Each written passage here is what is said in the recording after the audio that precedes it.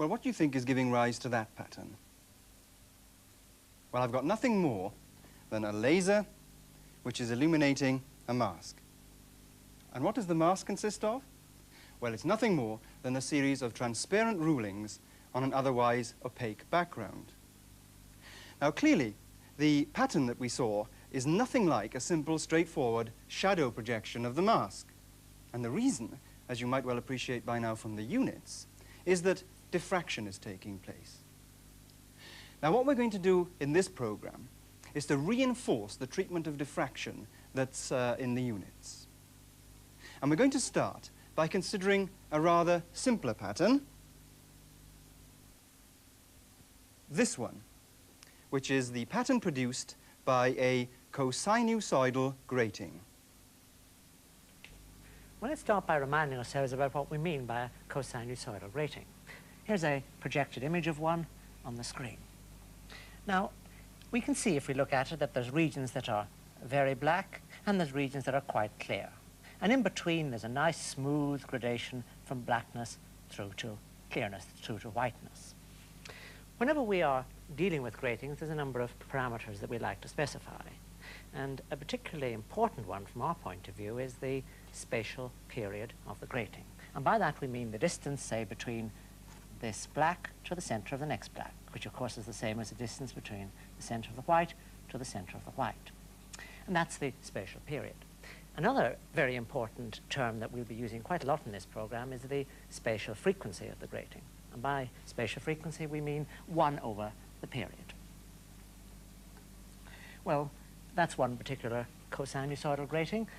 Here's another one. This one has got, in fact, double the spatial frequency. The period here is half what it was in our first grating. And here's yet another one. In this particular case, the frequency is up by a factor of 3. The period is down by a factor of 3. Well, now, that's just almost by the way. What's of real interest to us is to see what happens when we combine together the images of these gratings. So let's add together 2 of our gratings, and let's just concentrate on this overlap region where our 2 images come together on the screen.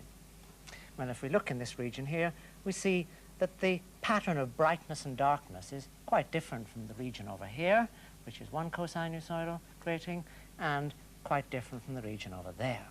In fact, let's add in a 3rd grating and concentrate on this overlap region of all 3 gratings. Well, now we can see something interesting.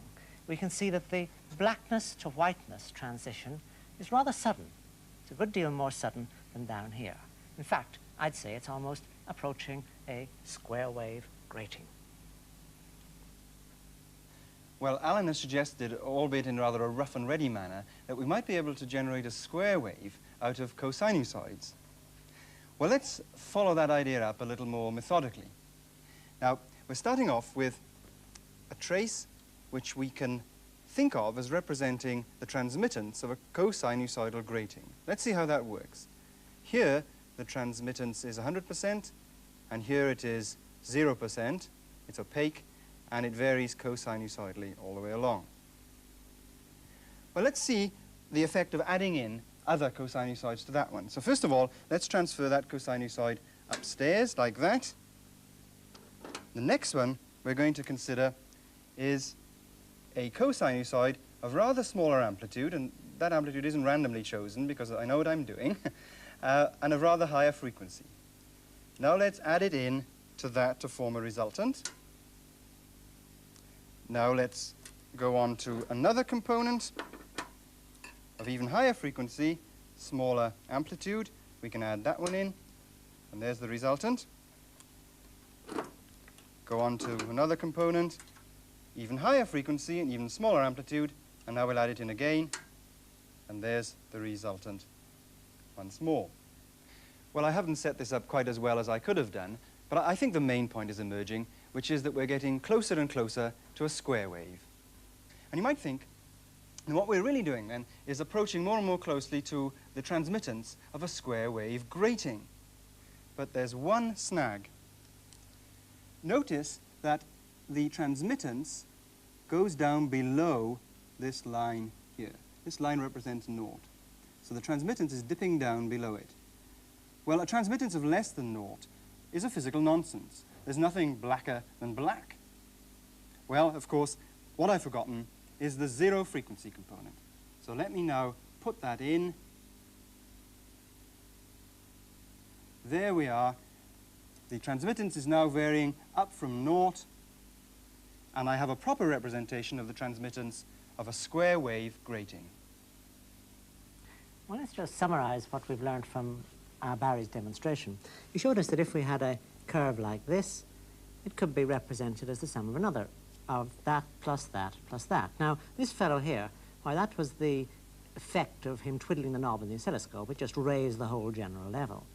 And this here clearly is a cosine curve, as is this. And there's a whole lot more here we haven't bothered to show. Well, now that's one way to summarize the results of his experiments.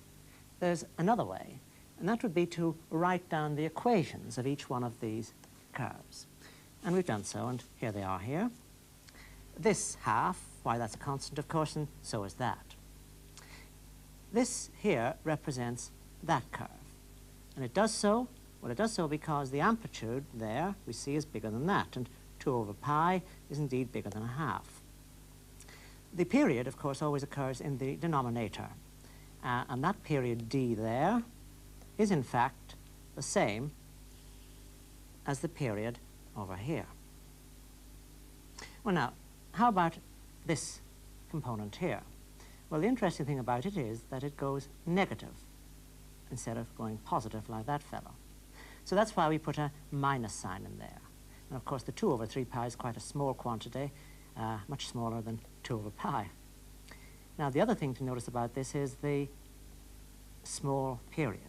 And there we are, d upon 3 down below. So that's a second way of representing the information that Barry's given us. There's yet a third way.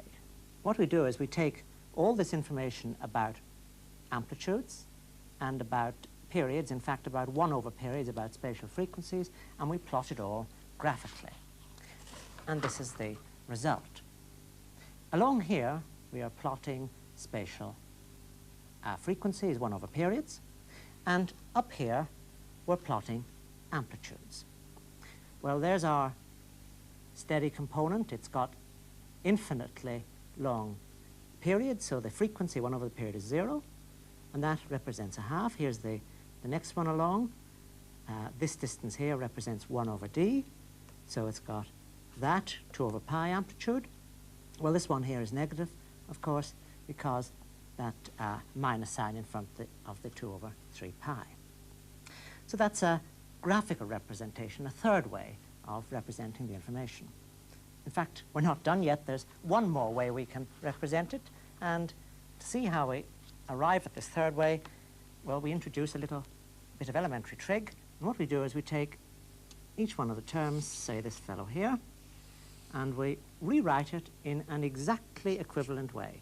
Instead of 2 over pi, I write 1 over pi cosine twice pi x upon d. Well, that's the same as before. And I add to it another 1 over pi cosine, but this time I put a minus sign in there, minus 2 pi x upon d. And the sum of those two is equal to that. And the reason for that is that the cosine of a negative angle is the same as the cosine of a positive angle. So all of that is the same as all of that, and adding together gives us twice it, which is that. Well, now, I use that piece of information to redraw my graph. And what I do is I come down here and I split, because of this relation, each of these amplitudes into 2. So I take half of it away. And in fact, I plonk it over on the negative side. Minus 1 over d instead of plus 1 over d, so it comes over there. And I do exactly the same thing over here and over here. So what I've done is to sum up in frequency space all the information about our original curve, about the components into which it could be broken down. Well, the idea of Fourier synthesis is not restricted to generating square waves. If it were, it wouldn't be a fat lot of use. So let's try to generate something else using the general idea. Well, we're starting off, as we did before, with the same component, same starting component. So let's transfer that upstairs, and there we are.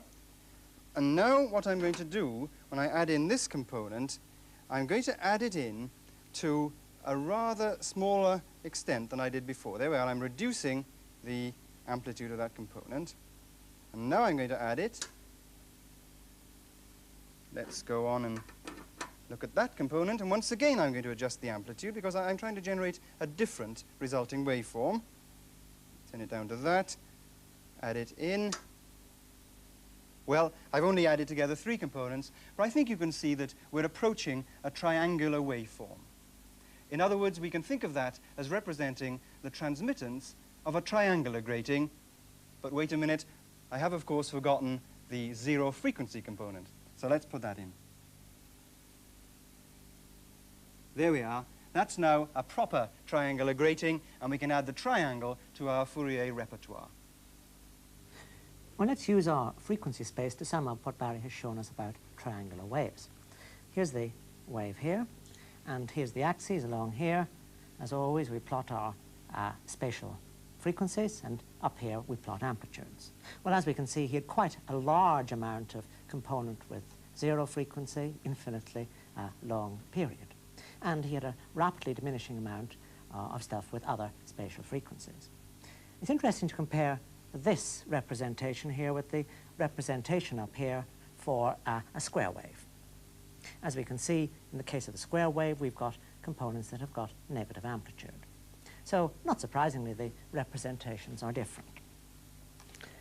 Although we've only shown this particular idea of Fourier analysis in the case of a couple of curves, it's quite general, and all regular repetitive curves can be represented by this type of graph. Well, so far we've been considering the properties of gratings in isolation. Now let's consider what happens when waves interact with gratings. Now to do that, I'm going to take waves on the surface of water as an example of waves in general. You can see there a projection of the waves on the surface of the water. Now, the first step is to set up a source of the ripple tank version of plane wave illumination. I'm going to do that by waving a paddle around this end. So let's start it up. And there you can see the plane wave illumination, so to speak, propagating across the screen. The next step is to put a square wave grating in the path of those waves. Well, what are we going to use as a square wave grating? Well, it's simply this, a piece of perspex which is cut out in certain parts, like there, which represents the transparent parts of the grating, and in other parts it's not cut out, that represents the opaque parts of the grating. So let's put the square wave grating in the path of the waves. See what we get. Let it settle down. Right, well, at places like this, where the grating is transparent, the waves pass through unimpeded. In contrast, in places like this, where the grating is opaque, the waves, right up against the grating at least, appear to be blocked off. In this region, things are a bit more complicated because the waves spread out into it from the openings. That, of course, is nothing more than the phenomenon of diffraction. Now, even though what happens in this region over here depends on what happens up against the grating, the place to start is at the grating. So what we want to do is to consider the physics of what's going on, for example, in a place like this, which is where the grating is transparent, where the waves are passing through unimpeded, and the surface of the water is going up and down and up and down. Up, down, up. Well, I'm using this trace on the oscilloscope screen to represent the conditions on the output side of a square wave grating. Quite clearly there are places where nothing is happening, and that would correspond to the output on the opaque side of a grating. And the bit that's going up and down, the up and down movement, why that must be the output immediately opposite a clear portion on our grating. Now, square wave gratings are all very well, but they're hardly typical. And you will remember, indeed, that the really archetypal grating, the one that we really ought to be looking at, is a cosinusoidal grating, because all other gratings can be described in terms of a cosinusoidal grating. Well, this is the output field from a cosinusoidal grating, and we can see that our curve is bobbing up and down. Certain parts of the curve appear to be stuck, and where they're stuck, well, there's nothing getting through, so those must be the regions of the grating that are totally opaque. And the regions that are bouncing up and down the most, why, that must be the output directly opposite totally clear regions. There's a very interesting property of this curve. It can, in fact, be represented as the sum of two other curves. Here's the first component. It's a Commoner-Gardner standing wave. It just keeps on reflecting itself back and forth across our horizontal line. The other component is a straight line. It doesn't vary at all in distance. It just bobs up and down. Well, that's a piece of mathematical jiggery, if you like. Do these component curves have any physical significance? Well, let's concentrate on the lower curve first, the one that just bobs down and up and down and up.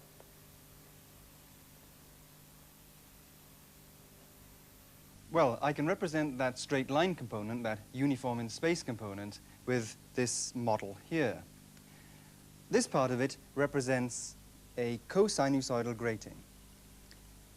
In regions like this and this, it is perfectly transparent. And in regions like this and this and this, it is opaque, with a cosinusoidal variation in transmittance between. Now, this other thing, this bit of corrugated plastic, is representing the output wave. And it's frozen at a particular moment in time. At this particular moment in time, I do indeed have a uniform in space output. We can see that from above. Everywhere along the grating, we're sitting on a crest. A short time later, we will be everywhere along the grating on a trough. Now, of course, being a plane wave, this will propagate, and it will do so in this direction, such that the frequency is the same as the frequency of the illumination. Well, that's taken care of the lower curve, the component that just goes up and down, that doesn't vary in space. Well, that leaves us now with the central curve to consider. So let's just concentrate on it, our standing wave pattern. But rather than ask Barry to try and account for a standing wave pattern on the output side of a grating, I'm going to help him on his way and show another way of representing a standing wave. Well, have a look at this. Two traveling waves, one coming in from the left, one coming in from the right. They're producing a standing wave pattern. Well, let's see that again. Notice that the waves have got the same speed, they've got the same wavelength, and they've got the same amplitude. And under such conditions, we do indeed get a standing wave pattern. So the question that I can put to Barry is not what is the interpretation of a standing wave pattern on the output from a grating, but how do you account for the presence of two traveling waves? Well, this is how I get two running waves. There we are, running along the grating. Well, let's look at that a bit more closely, one thing at a time. What I've got here is a plane wave represented by this bit of plastic, which, seen from above there, is traveling in this direction. Now, that direction wasn't chosen in an arbitrary fashion. It was chosen to slice off along the waves at a particular angle, so that when the waves are up against the grating, like that, the spatial period of the grating, which is that, matches the spatial period of the cut-off waves. You see, what I've really done is just to literally take a slice through the plastic in such a way that the period of the grating, d, is greater than the wavelength lambda of the waves. That is, I've chosen an angle theta so that d sine theta is equal to lambda.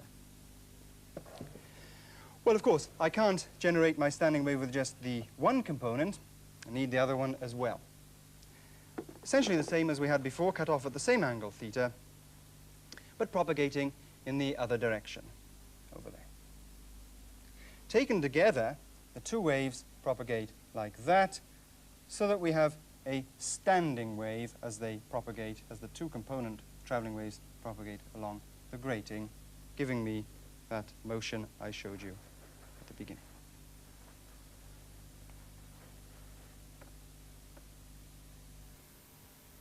So we've been able to account for the standing wave, the one in the center of the screen, in terms of two traveling waves. And in fact, we've also been able to account for the lower component, the one that doesn't vary in space, in terms of a set of waves that goes straight on out. And therefore, by implication, we've been able to account for the top curve, which is merely the sum of the other two.